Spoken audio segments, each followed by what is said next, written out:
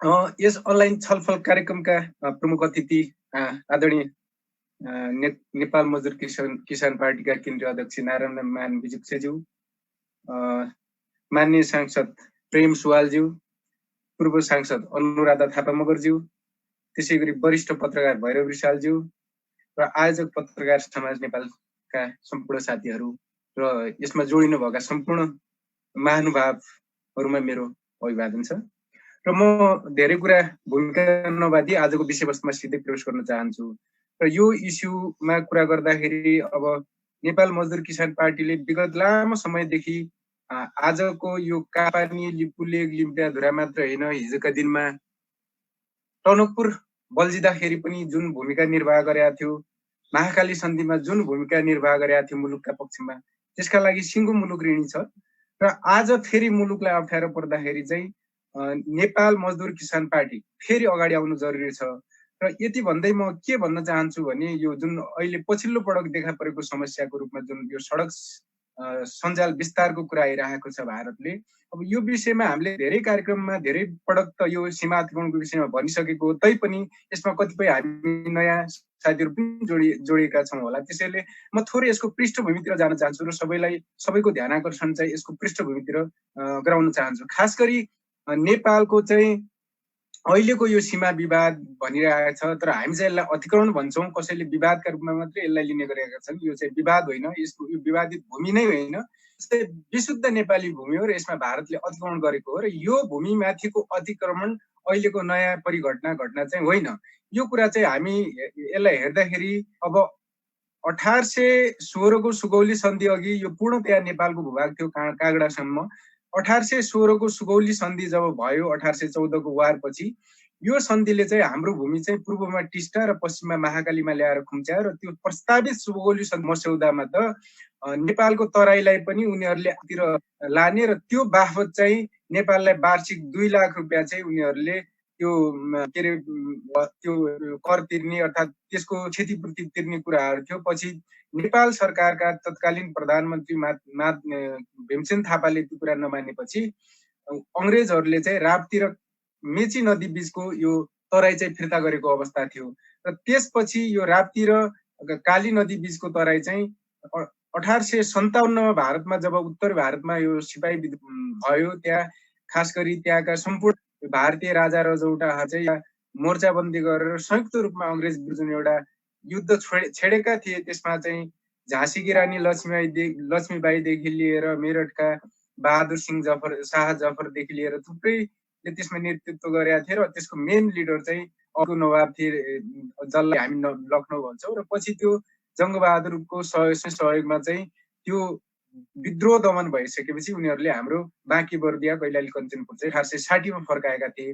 र यसरी 1816 को सुगौली सन्धि, 1860 को नयाँ मुलुक अर्थात् प्रत्याबन्दी पनि भन्छौँ हामी त्यसलाई, त्यो सन्धिले नेपालको पश्चिमी सीमा चाहिँ महाकाली नदी निर्धारण गरेको अवस्था हो। र त्यो सन्धि निर्धारण गरेको भूमि सम्बन्धमा पछि केही थोरो बहुत त्यो कञ्चनपुरको थोरै भूमिको विषयमा केही सम्झौताहरू भएको छ। जस्तो 1920 को चन्द्र शमशेरको पालाको त्यो शारदा ब्यारेज निर्माणका लागि जस्तो नेपालसँग ब्रिटिसहरूले चाहिँ 4000 एकड जमिन मागेका थिए र त्यसको सट्टा भर्ना उनीहरूले यो नेपालगञ्जदेखि बाँकीदेखि पारे गोन्डा राज क्षेत्रमा दिने भनेका थिए। तर त्यो जमिन उनीहरूले लिए। सारादेखि वारी 4000 एकड जमिनमा आज भारतीय सेना अर्थात् भारतको अर्धसैनिक बल आएर बसेको छ। तर त्यो भूमि बापतको हामीले भूमि पाएको अभिलेख कहीँ पनि देखिँदैन। तैपनि यो 54 सालमा तत्कालीन जलस्रोत मन्त्री यो पशुपति शमशेर राणाले जब यो महाकाली सन्धि पारित हुँदाखेरि उनले दिएको एउटा लिखित जवाबमा चाहिँ उनले त्यो बराबरको जमिन हामीले यो बर्दियाको मानपुर, टपरा र खैरी क्षेत्रमा पाइसकेका छौँ भनेर एउटा झुट्टो त्यहाँ वक्तव्य दिएका थिए। र त्यसको आधिकारिक पुष्टि भने अहिलेसम्म पनि हुन सकेका छैन। पछि अब यो शारदा पछि चाहिँ महाकाली क्षेत्रकै कुरा गर्दाखेरि यो 1991 मा टनकपुर सम्झौता भयो। त्यो टनकपुर सम्झौतालाई चाहिँ गिरिजाप्रसाद कोइरालाले सम्झौता होइन, त्यो सहमति मात्रै हो भनेर संसदलाई नै भने आम जनताले नै ढाड्ने कार्यविषय त चरविरोध भयो। त्यसमा नेपाल मजदुर पार्टी, त्यसमा नारायण विजुको, त्यसमा आजमा स्वर्गीय हुनुभएका अर्थात् के कारणले उहाँले मृत्युवरण गर्नुभयो, त्यति बेला जल्दा बल्दा नेकपा एमालेका महासचिव मदन कुमार भण्डारी, देखि लिएर चित्रबहादुर केसी उहाँहरू सबैको योगदान छ त्यो टनकपुर सम्झौताका विरुद्ध आवाज उठाउन। त्यो आवाज उठिसकेपछि पछि लोकराज बरालको संयोजकत्वमा एउटा तथाकथित समिति बनाएर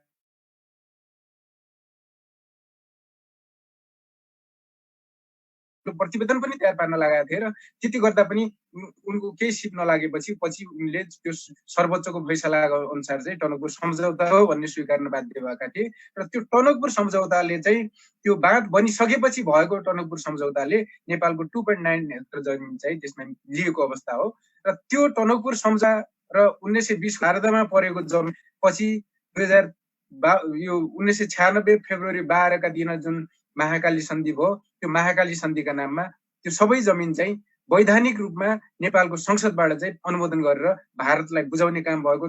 त्यो भूमि बुझाउने त्यो नेपालको सार्वभौम संसदले त्यो भूमि बुझाउने त्यो निर्णयका विरुद्ध चाहिँ त्यसमा 8 जना देशभक्त सांसद चाहिँ त्यसको विरुद्धमा मतदान गर्नुभएको थियो। त्यसमा अग्रपंक्तिमा अध्यक्ष रोहित हुनुहुन्थ्यो, आशाकजी बासुकला हुनुहुन्थ्यो, त्यसै गरी मोहनचन्द्र अधिकारी हुनुहुन्थ्यो, हिरण्यलाल श्रेष्ठ हुनुहुन्थ्यो, परी थापा, नवराज सुवेदी, पद्मरत्न तुलाधर र भक्तबहादुर रोकाया हुनुहुन्थ्यो। उहाँहरूले गर्दाखेरि यो मुलुकमा 2-4 जना सपुत पनि छन् भन्ने अनुभूति त्यो बेला भएको अवस्था थियो। यसरी मैले यो सबै कुरा किन भने यो सबै यो नेपालको पश्चिमी सीमासँग जोडिएका कुराहरू भएर मैले थोरै ब्रिफ गरेको मात्रै हो। र यो तल जुन कञ्चनपुरमा यसरी शारदा, टनकपुर र महाकाली सन्धिले पनि यो माथिको जुन सिरानीको यो लिपु लेक, लिम्पियाधुरा र यो कालापानी क्षेत्रको सिमानामा पनि कुनै हेरफेर नभएको अवस्था हो। र त्यसमा पनि यो सुगौली सन्धिको धारा 5 ले त महाकालीको पश्चिमदेखिको मात्रै भूभाग नेपाल सरकारले परित्याग गर्ने र त्यहाँका जनतासँगको सम्पर्क सम्बन्ध तोड्ने भन्ने कुरा थियो। र अब भइदियो के भने जुन अहिले अतिक्रमणमा परेको भूमि छ त्यो चाहिँ महाकालीदेखि पश्चिम नभएर त्यो चाहिँ पूर्वमा परेको भूमि हो। त्यो पूर्वमा परेको भूमिमा पनि त्यो सुगौली सन्धि भएको दोस्रै वर्षदेखि त्यहाँ एउटा विवाद उत्पन्न भएको थियो। खास गरी त्यो समग्र त्यो अहिले विवादमा परेको ठाउँ चाहिँ त्यो ब्यास भ्याली हो। त्यहाँ चाहिँ 12 वटा गाउँ भएर त्यसलाई 12 ब्यास पनि भनिन्थ्यो र त्यहाँ आदिवासी सौका समुदायको बस्ती छ दुवैतिर। त्यो सुगौली सन्धिले त्यो भूमि पार्टिसन गर्नुभन्दा अगाडि त्यो पूर्णतया नेपालको थियो। सुगौली सन्धिले त्यसलाई विभाजित गरिसकेपछि 6 वटा गाउँ भारततिर र 6 वटा गाउँ नेपालतिर परेको अवस्था थियो। र 6 वटा नेपालतिरका गाउँहरू त्यसरी विभाजित हुँदा परेका गाउँहरू चाहिँ कुटी, नाभी, गुन्जी, टिङ्कर र छाङ्ग्रु अनि ऋषि गाउँ थिए। र भारततिर यो नेपालच्यु, यो के अरे गरब्याङ आदि इत्यादि गाउँहरू थिए।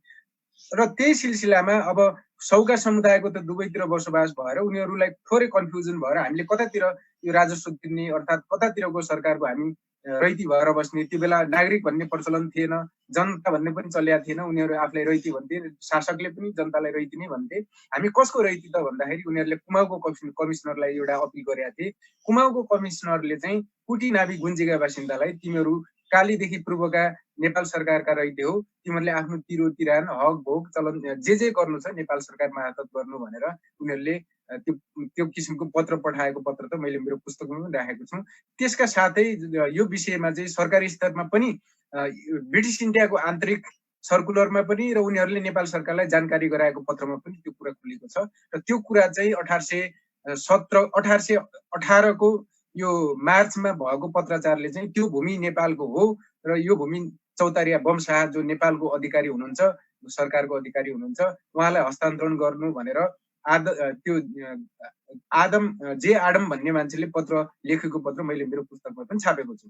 र यसरी के भयो भने त्यो सुरुवाती दिनमै थोरै कन्फ्युजन उत्पन्न हुँदाखेरि नै दुई देश बीच चाहिँ यो कसको भूमि हुने भन्ने विषयमा पत्रचार भएर यो यहाँ देखिराख्नु भएको छ यही पत्रचार हो। र त्यहाँका भोटिया जमिनदारहरूलाई पनि ब्रिटिसहरूले तिमी नेपालकै रहिथ्यौ भनिसकेपछि त्यो सम्पूर्ण भूभागमा नेपाल सरकारले आफ्नो प्रशासनिक उपस्थिति देखाइसकेको अवस्था हो। त्यहाँबाट कर मालपो दिने काम पनि त्यो बेलादेखि सुचारू भएको हो। र त्यहाँका जमिनदार र मुखिया जिम्मेवालहरूलाई चाहिँ नेपाल सरकारका तर्फबाट सनद इस्तिहार जारी गर्ने काम पनि त्यो बेलादेखि हुँदै आएको हो। र त्यो विवाद सुल्झिसकेपछि, सानो विवाद थियो, सुल्झिसकेपछि ब्रिटिसहरूले चाहिँ अङ्ग्रेजहरूले त्यहाँदेखि 1819 देखि फेरि निरन्तर उनीहरूले त्यसैले अब त्यो सुगौली सन्धि प्लस फेरि अर्को सहमति भइसकेपछि उनीहरूले स्वीकारेर निरन्तर रूपमा उनीहरूले लिम्पियाधुराबाट आउने नदी नै काली भनेर नक्सा प्रकाशित गर्दै आएको कारण पनि त्यही हो।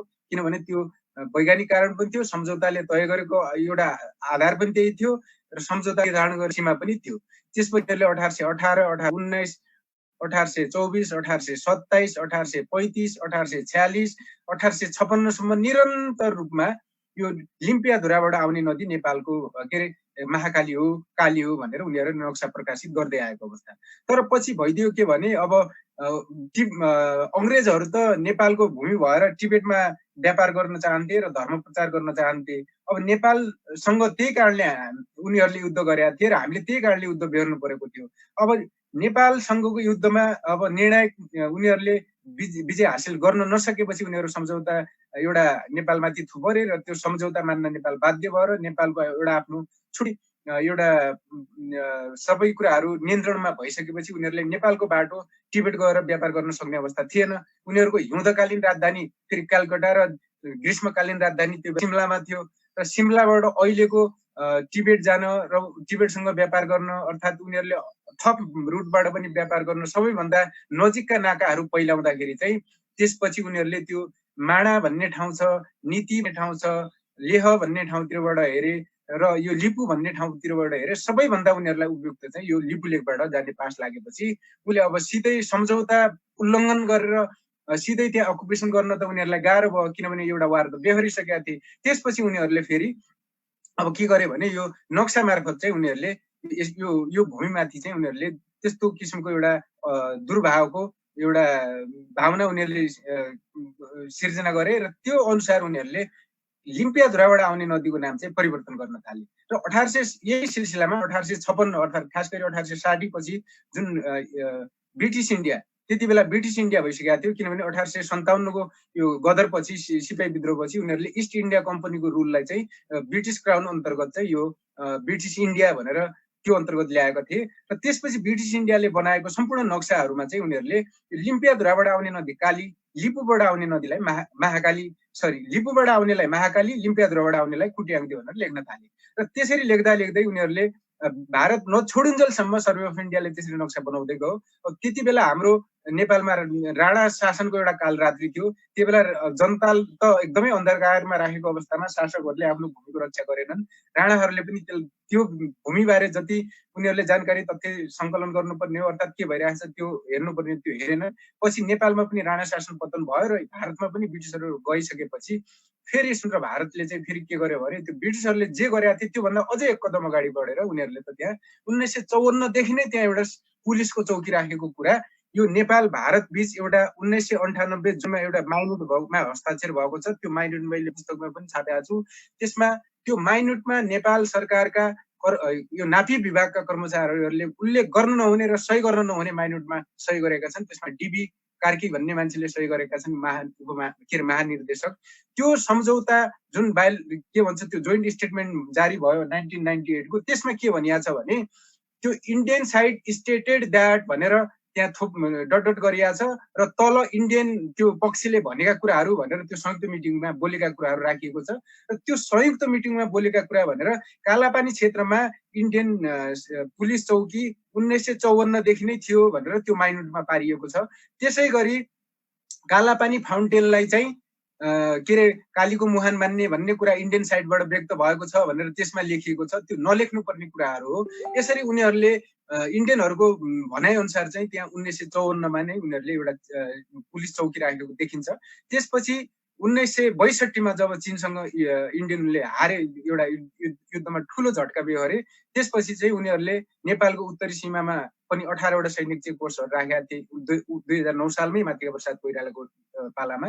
त्यसपछि 1962 को वारमा चाहिँ उनीहरूले त्यहाँ त्यो Indo Tibetan border police force भन्ने पहिलोपटक एउटा अर्धसैनिक बल गठन गरेका थिए र त्यसको ट्रेनिङ उनीहरूले अहिलेको चक्राताको यो चक्राता भन्ने ठाउँ छ त्यो देहरादुनको, त्यहाँ उनीहरूले ट्रेनिङ र त्यहाँ मेन बेस क्याम्प चाहिँ के अरे उसको हेडक्वार्टर चाहिँ त्यहाँ बनाएको थियो आइटिबिपी को। त्यहाँबाट त्यो तालिम प्राप्त सेनालाई चाहिँ त्यो अर्धसैनिक बललाई चाहिँ उनीहरूले टिबेटसँगको सीमामा राख्ने क्रममा चाहिँ उनीहरूले त्यो कालापानीमा पनि आएर त्यो सैन्य त्यो अर्धसैनिक बल त्यहाँ तैनात गरे र 1962 देखि त्यहाँ बसेको त्यो आइटिबी अहिले पनि त्यही छ। अब यहाँ एउटा कन्फ्युजन के छ भने कालापानीमा भारतीय सेना आएर बसेको छ भन्ने छ, तर भारतले के रणनीति ल्याएको छ त्यहाँ भने उसले सीमामा ठ्याक्क सेना त्यसको ब्याकमा राख्ने र फ्रन्टमा चाहिँ उसले अर्धसैनिक बल राख्ने गरेको रहेछ। र हामी त्यहाँ पुग्दाखेरि हामी त्योभन्दा अलि तल पुगेर फर्केर हेर्दाखेरि त्यहाँ चाहिँ 4वटा सुरक्षा बल रहेछ। जस्तो टिबेटसँगको सीमामा उसले त्यो ITBP Indo Tibetan border police force राखेको रहेछ। नेपालसँगको सीमामा चाहिँ उसले एसएसबी भन्ने राखेको रहेछ र बङ्गलादेश र यो भुटान अनि पाकिस्तानको सीमामा चाहिँ उसले फ्रन्टमा चाहिँ यो बिएसएफ बोर्डर सेक्युरिटी फोर्स भन्ने राखेको रहेछ र त्यसको ब्याकअपमा सबैतिर यो इन्डियन आर्मी राखेको रहेछ। अझ हामीले त्यो कालापानी क्षेत्रमा त तल धौलीगङ्गा परियोजना भन्ने रहेछ तावा काट्ने र त्यो बाटोमै पर्दो रहेछ र त्यसको सुरक्षाको लागि भनेर थप अर्को एउटा औद्योगिक सुरक्षा बल पनि त्यहाँ राखेको रहेछ। हामीले त्यहाँ 4वटा सुरक्षा बल देख्यौँ। तर त्यो कालापानी पर्टिकुलर कालापानी क्षेत्रमा चाहिँ उसले यो ITBP Indo Tibetan border police force पनि राखेको रहेछ। र अब यो 2009 सालमा भित्रिएको उत्तरी सीमाको चेकपोस्ट हो जुन 2027 सालमा फर्क्यो। त्यो फर्किने बेला चाहिँ किन कालापानीबाट फर्केन भन्ने प्रश्न पनि यहाँ बारम्बार उठ्ने गर्छ। यो सम्बन्धमा मैले पूर्व प्रधानमन्त्री कीर्तिनिधि विष्टसँग पनि इन्टरभ्यू गरेका थिएँ। उहाँले पनि के भन्नुभएको थियो भने टिङ्करमा राखेको चेकपोस्ट चाहिँ त्यहाँ गएर बसेछ, त्यो कुरा हाम्रो प्रशासकहरूले हामीलाई थाहा दिएन उहाँले भन्नुभएको थियो। तर त्यो कुरा किन मिल्दैन भने इन्डियाले उत्तरी सीमामा राखेको चेकपोस्ट सेनाको हो र त्यो आवा अपरेटरका नाममा राखेको थियो। त्यस्तो चेकपोस्टहरू चाहिँ जस्तो दार्चुलाको टिङ्करमा, बझाङको धुलीमा, हुम्लाको मुचुमा, त्यसै गरी डोल्पाको छार्का भोटमा, गोर्खा यो मनाङको केसाङमा, मुस्ताङको छुसाङमा, अनि यो गोर्खाको उत्तरी गोर्खामा, रसुवामा, त्यसै गरी यो अरनीको अहिले के भन्छ हाइवेको माथि कोदारीमा, तातोपानीमा, अर्को दोलखाको लामा बगरमा, त्यसै गरी यो सङ्खुवा सभाको किमाथाङ्कामा, ताप्लेजुङको ओलाङचुङगोला र पाँचथरको च्याङथापुमा त्यस्ता पोस्टहरू थिए र ती सबै फर्केर गए। तर त्यहाँको चाहिँ त्यो कालापानीमा गएर बसेछ भनेर उहाँले भन्नुभयो। तर त्यहाँ बसेको फौज चाहिँ आइटिबिपीको हो, तर टिङ्करबाट फर्केको फौज चाहिँ इन्डियन आर्मीको हो। त्यो भएर यो कुरा थोरै अझै पनि खोज र अनुसन्धानको विषय छ। यदि त्यहाँबाट टिङ्करबाट निस्केको सेना त्यहाँ गएर बसेको हो कि त्यहाँ पहिलेदेखि थियो भन्ने कुरा, यो कुराहरू त्यहाँ छ।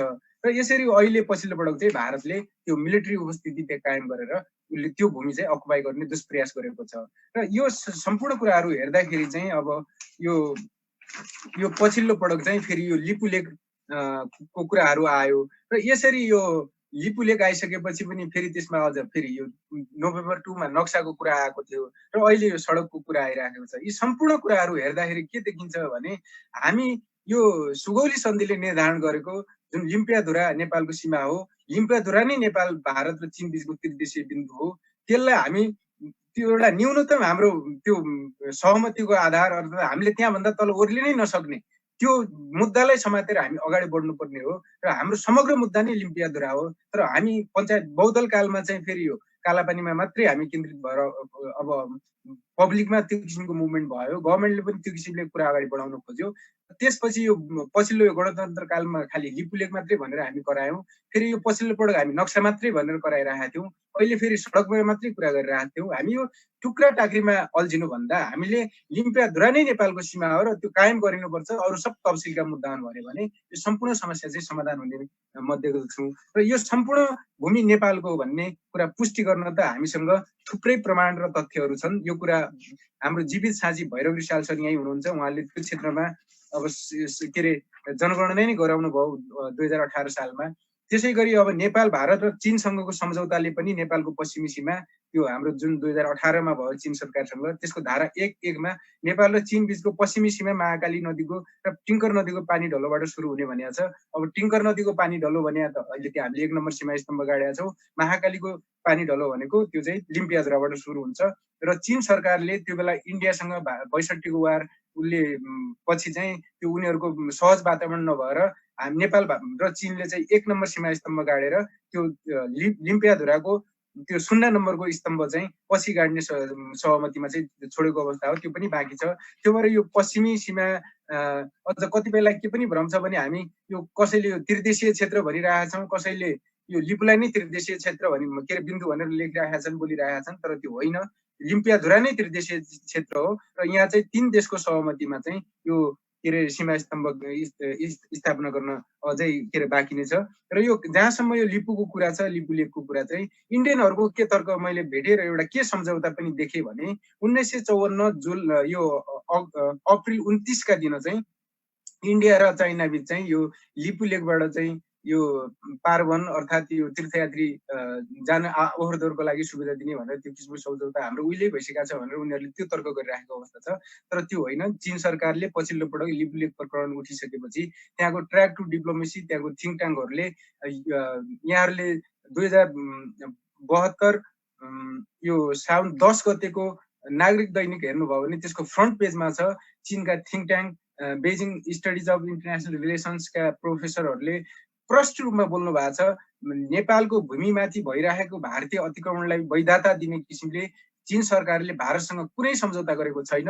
यदि त्यस्तो केही चीन सरकारबाट त्रुटि मिस्टेक भएको छ भने हामी त्यसलाई करेक्सन गर्न तयार छौँ र त्यसका लागि नेपाल सरकारले हामीलाई चाहिँ आवश्यक तथ्याङ्क दस्तावेज अर्थात् तथ्य प्रमाणहरू देओस् भनेर चीन सरकार बोलिसकेको अवस्था छ। तर यसमा कमजोरी नलागेको चाहिँ हाम्रो सरकारको, गैर जिम्मेवारपन चाहिँ हाम्रो सरकारको, यसमा चीनको दोष देखिँदैन, यसमा दोषी भारत हो, यसमा गैर जिम्मेवार नेपाल सरकार हो। किनभने आफ्नो भूमिको सुरक्षा गर्न नसक्ने सरकार भनेको त्यो चाहिँ गैर जिम्मेवार हुन्छ। यसमा हाम्रो आफ्नै सरकारलाई दोष दिनुपर्ने हुन्छ। अब चीन सरकारले हामी करेक्सन गर्छौँ आउँ भन्दाखेरि पनि त्यति बेलाका अब चीनका लागि राजदूत हुनुहुन्थ्यो महेश मास्के, उहाँले पनि त्यो प्रयत्न र पहल गर्नु भएन।